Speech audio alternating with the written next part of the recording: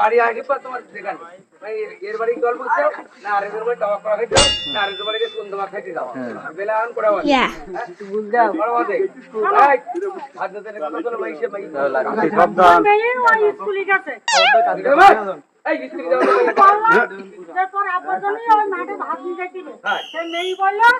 আমি পারবো না মা আমি ওই স্কুলে যাচ্ছি আমি লেখাপড়া শেখবো আমি বড় হব লেখাপড়া শেখাচ্ছি মাইয়ের আজকে বাড়ি আসুক